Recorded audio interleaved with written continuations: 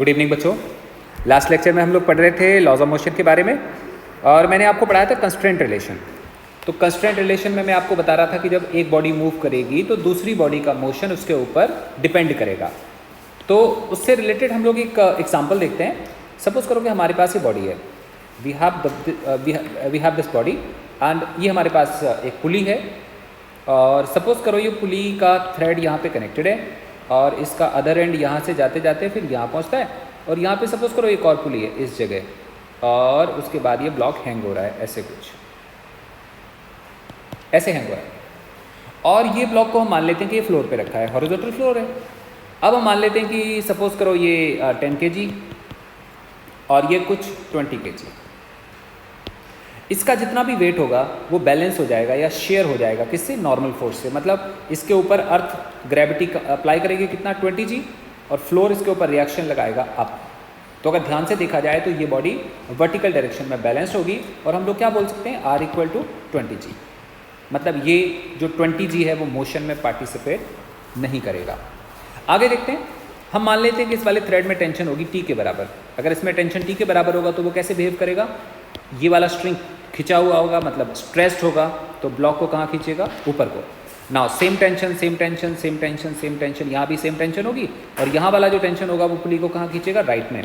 और यहाँ पे भी तो सेम टेंशन होगा। सेम क्यों होगा? क्योंकि थ्रेड तो सेम है, स्ट्रिंग इज सेम। देखो यहाँ से लेके यहाँ तक एक सेम स्ट्रिंग है तो टेंशन की वैल्यू सेम आएगी।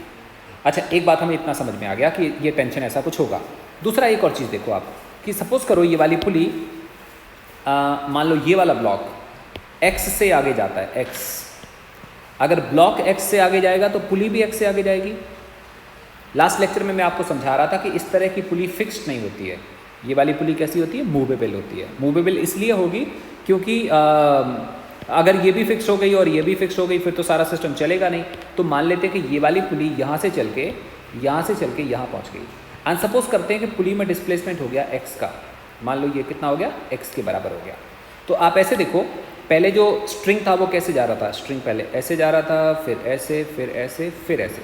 अगर ये वाली पुली x चले गई आगे तो अब स्ट्रिंग कैसे जाएगा? स्ट्रिंग जाएगा ऐसे और फिर ऐसे और फिर ऐसे। इसका मतलब पुली अगर x आगे चले गई तो ये वाला थ्रेड जिसकी लेंथ कितनी होगी? x, ये फ्री हो जाएगा और ये वाला भी फ्री हो जाएगा। मतलब जो ये लेंथ है और ये लेंथ है वो गायब हो जाएगी। गायब होने का मतलब कहाँ जाएगी? वो ये वाला ब्लॉक मूव कर जाएगा। कितना मूव करेगा? 2x। क्योंकि मैंने आपको बताया कि अगर ये x चलेगा राइट में तो x यहाँ से कितना हो गया? 2x। ये 2x पूरा का पूरा फ्री हो गया तो ये कितना चला गया? 2x। सिमिलरली अगर इस वाले ब्लॉक की वेलोसिटी v होगी तो इसकी वेलोसिटी 2v आएगी। इसका एक्सेलरेशन a होगा तो इसका एक्सेलरेशन कितना होगा? 2a होगा। यहाँ तक शायद समझ में आ गया होगा। अभी हम क्या करेंगे? दोनों ब्लॉक को अलग अलग सॉल्व करेंगे। हम सबसे पहले सॉल्व करेंगे 10 kg वाले को। तो ये 10 kg वाला ब्लॉक है, इस पे कितना फोर्स काम करेगा? 10 g। ऊपर कितना फोर्स काम करेगा? t। ये कहाँ पे जाएगा? ये जाएगा नीचे को विद एक्सेलरेशन a। रिलेशन क्या आएगा? रिलेशन आएगा 10 g - t = 10 a। और a नहीं बोलेंगे हम लोग, कितना बोलेंगे? 2a, क्योंकि ये कितने एक्सेलरेशन से मूव कर रहा है? 2a से मूव कर रहा है तो हमने यहाँ पे 2a लिखना चाहिए। तो 10 × 2a, we have got equation 1। अब हम बात करते हैं 20 वाले की। ये 20 वाला ब्लॉक है, इसके आगे कितना फोर्स लगेगा? ध्यान से देखो, t ये है और t ये है, कितना हो गया? 2t। तो इस पुली पे कितना फोर्स लगेगा? 2t। तो इस ब्लॉक को भी कितना फोर्स फील होगा? 2t। और ये कितने एक्सेलरेशन से चल रहा है? a से। रिलेशन क्या बनेगा? 2t = मास × एक्सेलरेशन, इक्वेशन नंबर 2। जो इसका ग्रेविटेशनल फोर्स था mg वो बैलेंस हो गया बाय रिएक्शन फोर्स। अच्छा, हम इसको लिख सकते हैं t = 10 × a। इसको मैं इक्वेशन 2 बोलूँगा। अब यहाँ पे ध्यान से देखें तो यहाँ पे t माइनस में है, यहाँ t प्लस में है। अगर हम दोनों को ऐड करेंगे तो रिलेशन क्या आएगा? रिलेशन आएगा कुछ ऐसे 1 + 2। जब 1 + 2 करते हैं तो हमें क्या दिखाई देता है? हमें दिखाई देता है t माइनस में, t दिखता है प्लस में, ऐड होके हो जाते हैं ख़त्म। लेफ्ट हैंड साइड में बनता है 10g। So we get this relation 10g = how much? 20a और 10a कितना हो गया? 30a। सो यहाँ पे हमें दिख जाता है दिस = 30a और a = g/3। a हमने किसका एक्सेलरेशन बोल रखा है?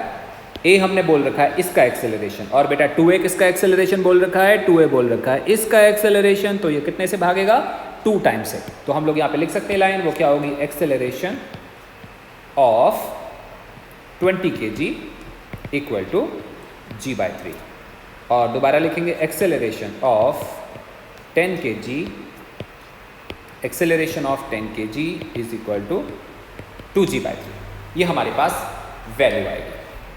अच्छा, इसी कंस्टेंट रिलेशन में अगर हम कुछ ऐसे देखें कि मान लो हमारे पास ये फ्लोर है और इस फ्लोर के ऊपर एक ब्लॉक है जिसका मास लेट से m के बराबर है, और ये थ्रेड है और ये पुली है, और उसके बाद से पुली थ्रेड नीचे आ रहा है, फिर एक और पुली है हमारे पास, और फिर थ्रेड ऐसे जा रहा है, फिर थ्रेड गया ऊपर और फिर वो यहाँ पे हो गया और फिर वो आगे जा रहा है, और फिर ये ब्लॉक है एंड ये ऐसे कुछ है और ये ऐसे ऐसे आ रहा है, और यहाँ पे भी कुछ ऐसे ही है। मतलब so this block is placed on this floor, ये वाला इस वाले फ्लोर पे है और ये वाला ब्लॉक यहाँ पे हैंग कर रहा है, एंड मान लेते हैं ये मास है कुछ 4m के बराबर। ऐसे मैंने रैंडमली ले लिया और इसका मास भी हमने m मान लिया। ध्यान से देखो, इसका मास सेम है और इसका मास क्या है, 4m।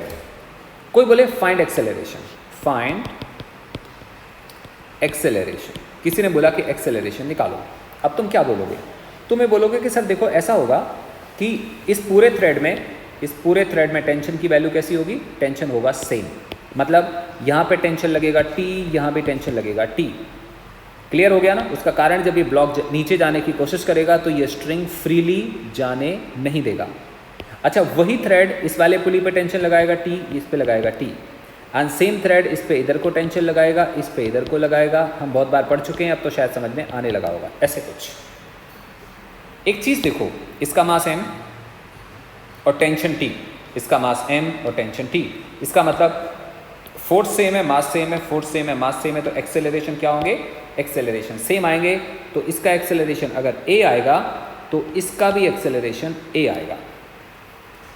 एक बात और समझो, एक बात क्या समझो, अगर ये 1 मीटर से आगे जाता है, मान लो ये 1 मीटर से जाता है, तो ये भी 1 मीटर से ही जाएगा क्योंकि सारी सिचुएशन सेम है।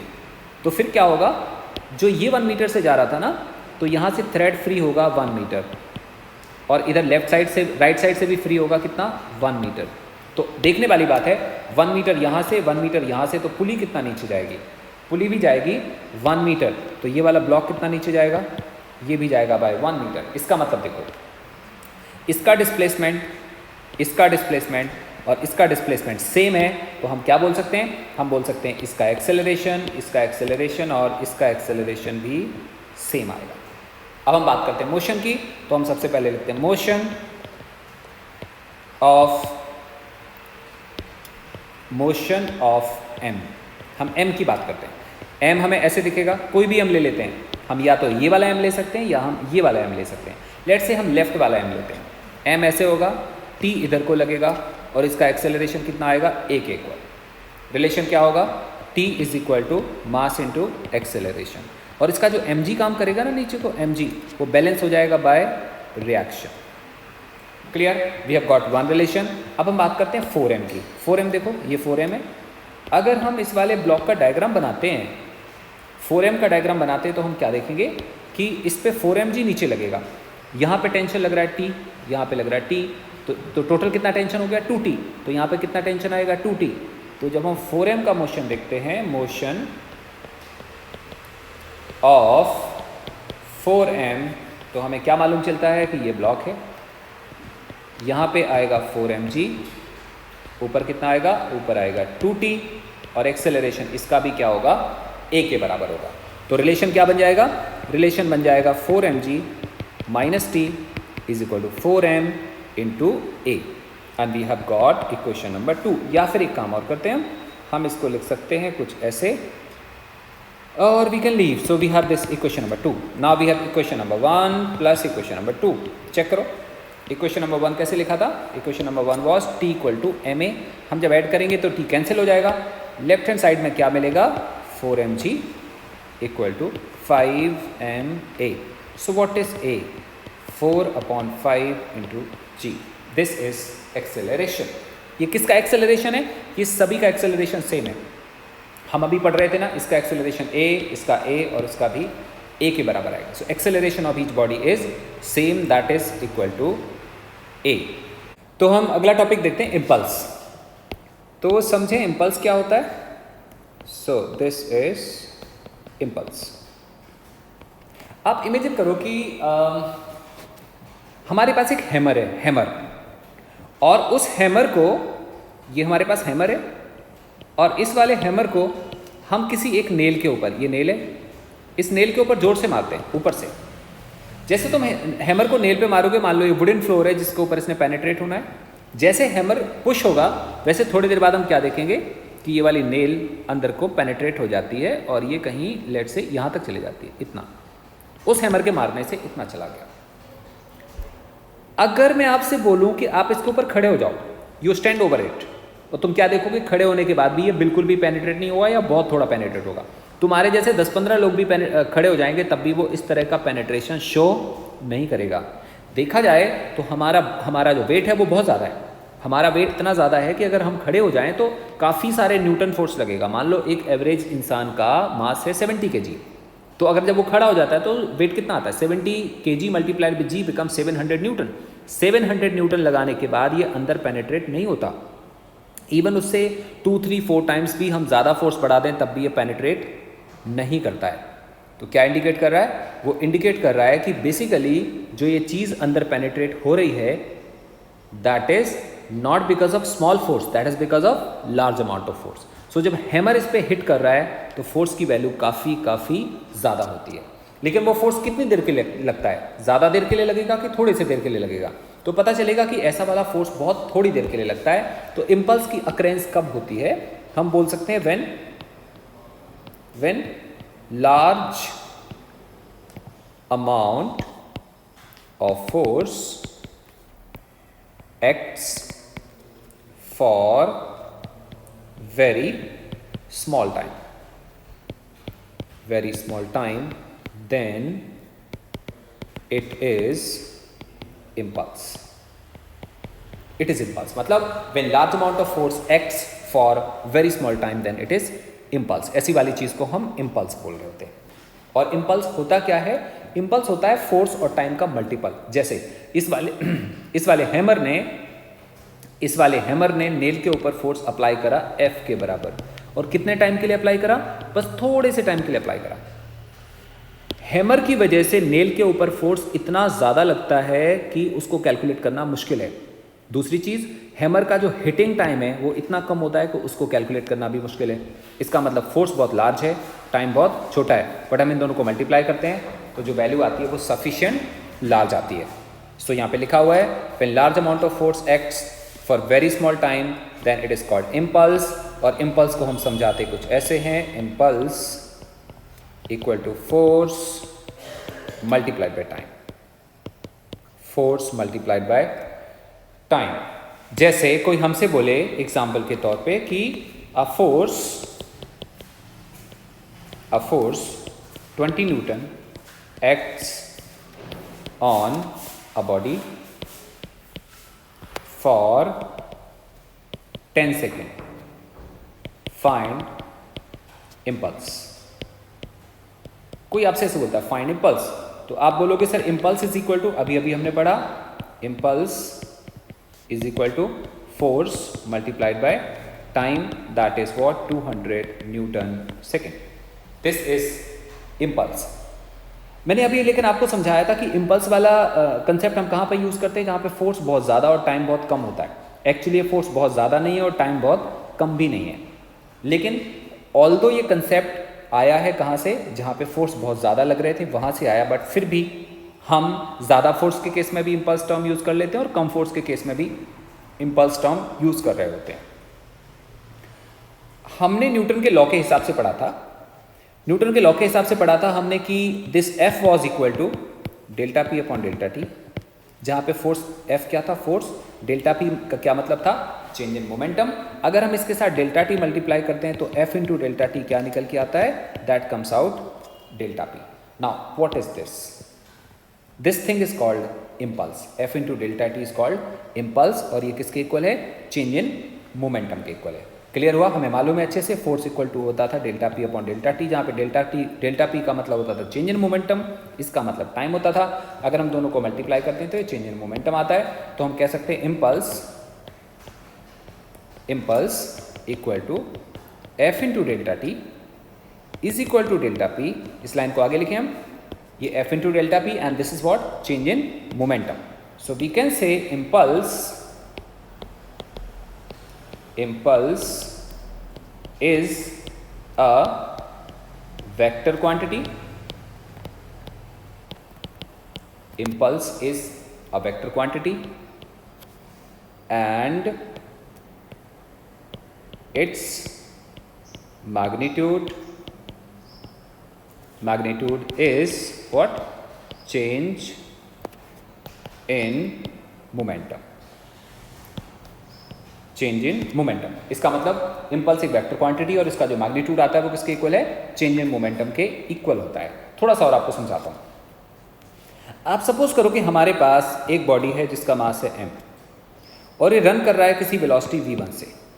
हम एक हैमर लेके आते हैं और उसको जोर से हिट करते हैं यहाँ से। जब हम जोर से हिट करेंगे तो फोर्स लगेगा कितना? F, और कितनी देर के लिए लगेगा? बस थोड़े से टाइम के लिए लगेगा, डेल्टा टी। लेकिन जैसे तुम इसको हिट करोगे इसकी वेलोसिटी सेम नहीं रहेगी। क्या होगा थोड़ी देर के बाद? थोड़ी देर के बाद ये हमें रन करता हुआ दिखाई देगा कितनी वेलोसिटी से? v2 से। इसका मतलब इस वाले केस में हमने जो इम्पल्स लगाया उसने क्या करा? मोमेंटम को बदल दिया और वो क्या आ गया? mv2 माइनस mv1, या हम इसको बोल सकते हैं p2 माइनस p1, या हम इसको बोल सकते हैं डेल्टा p वेक्टर। जैसे कोई आपसे बोले कि a body has mass 1 kg, moving along east with velocity 10 metre पर सेकेंड। उसके बाद कोई हमसे बोलता है it is hit by a force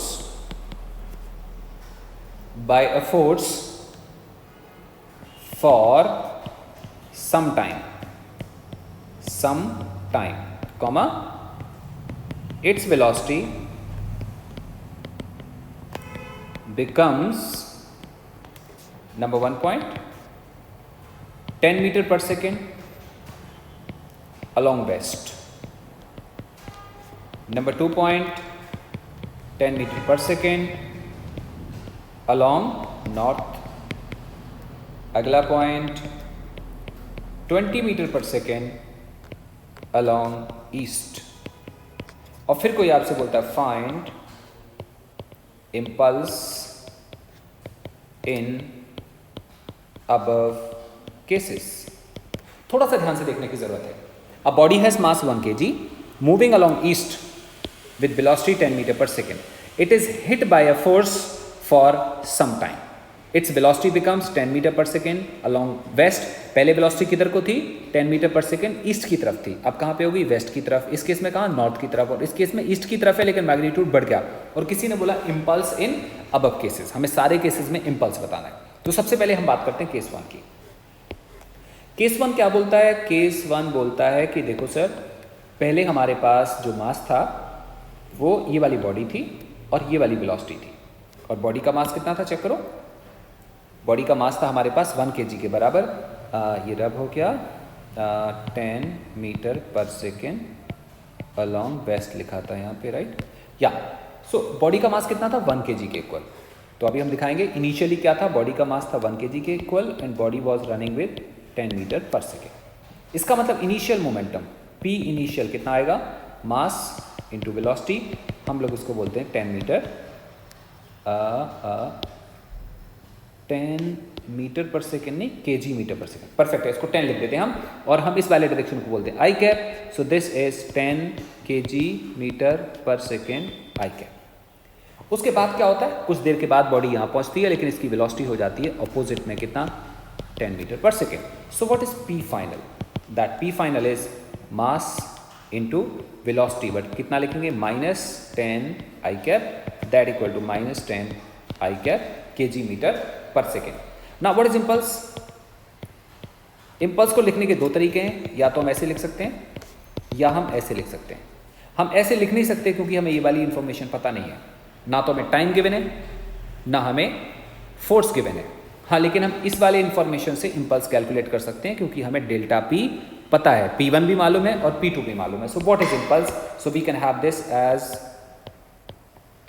impulse equal to P2 minus P1 and that equal to -10 I cap minus again 10 I cap. How much is this? -20 I cap. I hope आपको समझ में आ गया. So this is what the impulse in this case. We have now second case. Case number 2 में क्या given है हमें कि we have body. It's a body mass 1 kg running with 10 meter per second. और कुछ देर के बाद इसकी वेलोसिटी हो जाती है 10 मीटर पर सेकेंड. कौन सी डायरेक्शन में? नॉर्थ डायरेक्शन में. सो what is P initial? That is 10 I cap. What is P final? That is 10 J cap. What is impulse? P2 minus P1. What is that? 10 J cap minus 10 I cap. Clear? और impulse मैंने बोला था vector quantity, तो ये vector होगा. अगर कोई हमसे बोले इसका मैग्नीट्यूड कैलकुलेट करो तो हम मॉड निकालेंगे, और मॉड क्या होगा? अंडर रूट ऑफ 10 का स्क्वायर मालूम है हमें, प्लस 10 का square. How much is that? 10√2 kg metre पर सेकेंड. ये आपको केस नंबर 2 समझ में आ गया होगा. केस नंबर 3 की बात करें. केस नंबर 3 होता है केस 3. जैसे बॉडी दी हुई थी 1 kg and velocity was 10 metre पर सेकेंड. उसके बाद बॉडी यहाँ पहुँच गई 1 kg and velocity is how much? 20 metre पर second. So what is P1? और P initial is 10 I cap. What is P final? That is 20 I cap. So what is impulse? Impulse is P final minus P initial and that equal to how much? 20 I cap minus 10 I cap, that equal to 10 I cap. This is what impulse which is change in moment. अच्छा, अगर हम practically देखें impulse कहाँ पे use होता होगा? Impulse use होता है जब हम क्लैपिंग करते हैं. क्लैपिंग, हम एक पाम को दूसरे पाम पे जोर से मारते हैं. तो पहले पाम एक दूसरे की डायरेक्शन में जा रही होती है और फिर टकराने के बाद पाम जस्ट ऑपोजिट डायरेक्शन में भागने लगती है. जो दोनों पाम का कॉन्टैक्ट टाइम होता है वो बहुत थोड़ा होता है. मतलब जिस टाइम पे बॉडीज कोलाइड करती हैं वो टाइम बहुत थोड़ा होता है, लेकिन उस टाइम पे जो फोर्स जनरेट होता है वो काफ़ी ज़्यादा होता है. एक फुटबॉल तुम्हारी तरफ आ रही है और तुम जोर से किक करते हो, तो जब फुटबॉल तुम्हारी तरफ आ रही है और जिस टाइम तुम किक करते हो, किक करने का टाइम बहुत थोड़ा होता है, लेकिन उससे फोर्स इतना ज़्यादा लगता है कि फुटबॉल बहुत दूर चले जाती है. क्रिकेट तुम्हारे बैट की तरफ, बॉल तुम्हारे बैट की तरफ आ रही है और तुम क्रिकेट खेल रहे हो. जब तुम बैट को हिट करते हो तो बैट का हिटिंग टाइम बहुत थोड़ा होता है. जब वो हिट करता है वो बहुत थोड़े से टाइम में हिट हो जाता है, लेकिन फोर्स इतना ज़्यादा लगता है कि बॉल बाउंड्री के पार चले जाती है. ये सारे केसेस किसके हैं? ये सारे के सारे केसेस हैं इम्पल्स के. सो एक और चीज़ हम देख पा रहे हैं, वो हम ये देख रहे हैं कि अभी हमने पढ़ा कि इम्पल्स होता है फोर्स इनटू टाइम. इमेजिन करो हमारे पास एक ग्राफ हो. हमारे पास ग्राफ कुछ ऐसे हो, ऐसे टाइम है और ऐसे एफ है और ये ऐसे ग्राफ बना हुआ है और ये वाली वैल्यू है F0. इस वाले केस को हम क्या बोलेंगे? इस वाले केस को हम बोलेंगे कांस्टेंट फोर्स. कांस्टेंट फोर्स, और वो कितना लग रहा है? F0. कोई आपसे बोले कि इम्पल्स इन टाइम t, कोई आपसे ऐसे पूछे कि इम्पल्स बताओ t टाइम में, तो तुम क्या बोलोगे? तुम बोलोगे देखो सर, स्टार्टिंग में भी फोर्स कितना लग रहा है? F0. बाद में भी फोर्स कितना लग रहा है? F0. टाइम बढ़ रहा है लेकिन फोर्स की वैल्यू कैसी है? अभी भी F0 है. हम मान लेते हैं ये वाला टाइम है t, this time is t, और अगर हम इसको यहाँ से लेके यहाँ तक ज्वाइन कराएं देन ये क्या चीज़ होगा? ये F0 होगा. मतलब यहाँ से लेके यहाँ तक की वैल्यू क्या होगी? F0. और अभी हमने पढ़ा था इम्पल्स क्या होता है? इम्पल्स होता है फोर्स मल्टीप्लाई बाय टाइम. और ध्यान से देखो इस डायग्राम के हिसाब से, ये क्या चीज़ होगा? ये एरिया होगा. इस वाले का एरिया होगा, क्योंकि एरिया क्या होता है? This multiplied by this. इसका मतलब we can say this as area of force time graph. इसका मतलब अगर हमें फोर्स और टाइम के बीच में ग्राफ दिया हो तो इम्पल्स क्या चीज होगा? ध्यान से देखो मैं क्या बोल रहा था। When force time graph is given, then area is impulse. Area is impulse. अच्छा, आप इमेजिन करो कि अगर वेरिएबल फोर्स हो, अभी तो हम कांस्टेंट फोर्स की बात कर रहे थे, अगर वेरिएबल फोर्स हो, वेरिएबल फोर्स भी तो हो सकता है। वेरिएबल फोर्स कैसा होगा?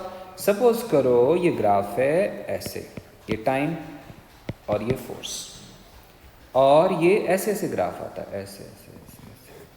क्लियर? एक बात बताओ, क्या हर बार सेम फोर्स काम कर रहा है? बिल्कुल नहीं। When time was 0 force was this much.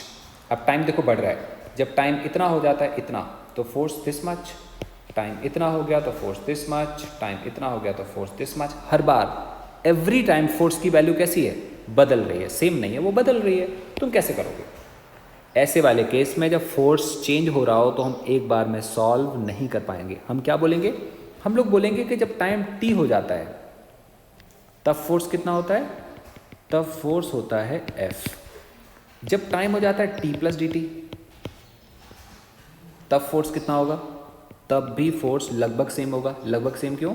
क्योंकि ये जो दोनों टाइम हमने लिए इनके बीच में गैप कितना है? dt मतलब क्या होता है? बहुत थोड़ा टाइम। तो इन दोनों के बीच में गैप बहुत छोटा है, तो इन दोनों की हाइट में चेंज बहुत ज़्यादा नहीं होगा। वी कैन कंसीडर, हम इसको भी F मान सकते हैं।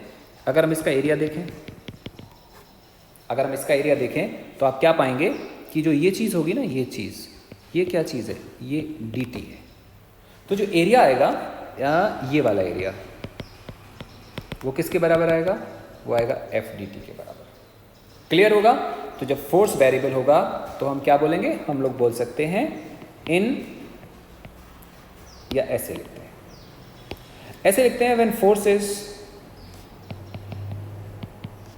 Is variable, when force is variable, then the magnitude of force changes with time। क्या लिखा है? When force is variable, then magnitude of force changes with time। At time t, force is F। In small time dt, impulse is very small, it is, क्या बोलेंगे हम इसको? इसको हम di बोल देते हैं। It is di equal to f into D T. उसके बाद हम क्या करेंगे? उसके बाद हम बोलेंगे फॉर टोटल impulse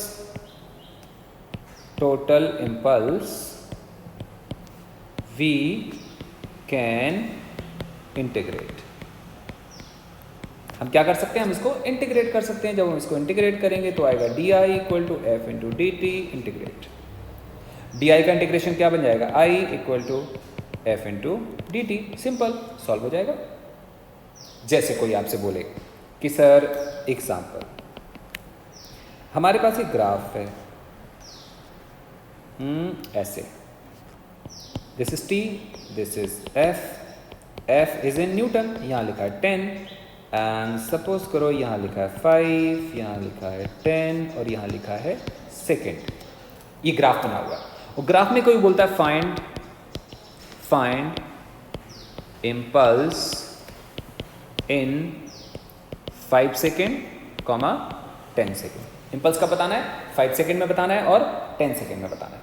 जब हम बात करेंगे इन 5 सेकेंड, तो क्या लिखेंगे हम? 5 सेकेंड का मतलब क्या हुआ? एरिया अंडर ग्राफ लिखना पड़ेगा। और एरिया कौन सा वाला निकालेंगे हम? एरिया हम ये वाला निकालेंगे। Yes no? और आंसर कितना आएगा? इन 5 सेकेंड हम लोग क्या लिख रहे होंगे? Area equal to 10 multiplied by 5, answer comes out 50, और ये आ जाएगा 50 kg मीटर पर सेकेंड। दोबारा से कोई हमसे बोले इन 10 सेकेंड, जब हम 10 सेकेंड की बात करेंगे तो भी एरिया निकालेंगे, तब एरिया कौन सा आएगा, तब एरिया आएगा पूरे टाइम का, एंड पूरे टाइम का एरिया कौन सा होगा, ये वाला, एंड वो क्या चीज़ आएगा, वो आएगा 10 multiplied by 10 is equal to 100 kg metre पर second. This is the impulse in this case. अगर कोई तुमसे फिर से पूछे एक और एग्जाम्पल जिसमें ग्राफ बना हो कुछ ऐसे, आप इमेजिन करो ग्राफ कुछ ऐसे बना हो, ऐसे और फिर ऐसे, it is time and it is force. मान के चलो कि this time is 10 second and this is 20 second and this is 50 Newton, और फिर किसी ने पूछा फाइंड इम्पल्स, फाइंड इम्पल्स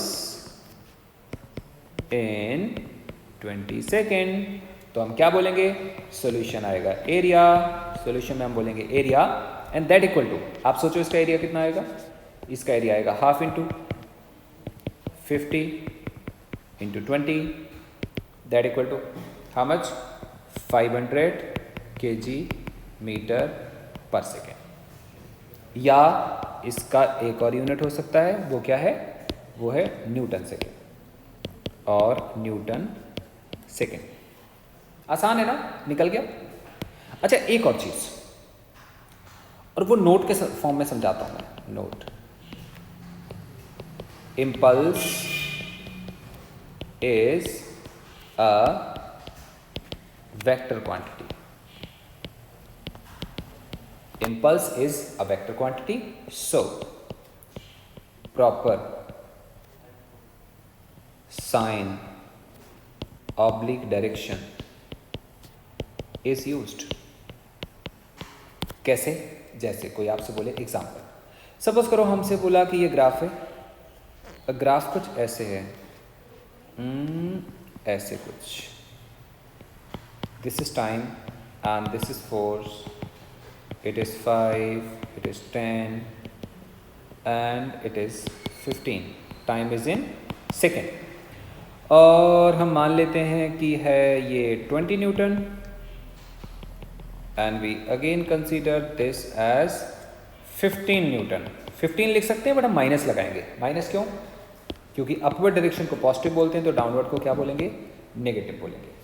अभी किसी ने बोला फाइंड impulse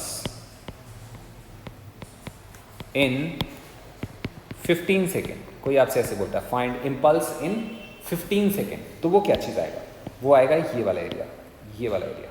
अब ये वाला एरिया कैसे निकालेंगे हम लोग, ये एरिया निकालेंगे हम कंप्लीट करके, ध्यान रखना ऊपर वाले एरिया को हम क्या बोलेंगे, पॉजिटिव, तो नीचे वाले एरिया को क्या बोलना पड़ेगा, नेगेटिव, क्योंकि इम्पल्स एक वेक्टर क्वांटिटी है तो हमें प्रॉपर साइन यूज करना पड़ेगा। So this area along with this area, clear. तो सॉल्यूशन आएगा इम्पल्स इक्वल टू, क्या बोलेंगे हम लोग, impulse is equal to what, total area, and the total area is, पहले सबसे पहले ऊपर वाला एरिया आएगा हाफ इंटू, ध्यान से देखो ये वाला एरिया कितना आएगा, हाफ इंटू दिस ना, तो half into that 20, half into 20 multiplied by 10।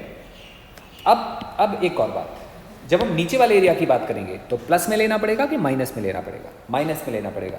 हम लोग लिखेंगे तो ऐसे प्लस, क्योंकि हम एरिया को ऐड कर रहे हैं, बट एक्चुअली जो दूसरा वाला एरिया आएगा वो माइनस में आएगा, minus half times 15 multiplied by 5। Check करो कैसे बोल रहे हैं हम लोग, ये 15 है और ये कितना है, ये 5 के इक्वल है, क्योंकि ये 10 और ये 15, तो इसका गैप कितना आएगा, 5 के equal. Now what about this further story, ये कितने के बराबर बन जाएगा, अब ये बन जाएगा 100 माइनस 75 डिवाइड बाय 2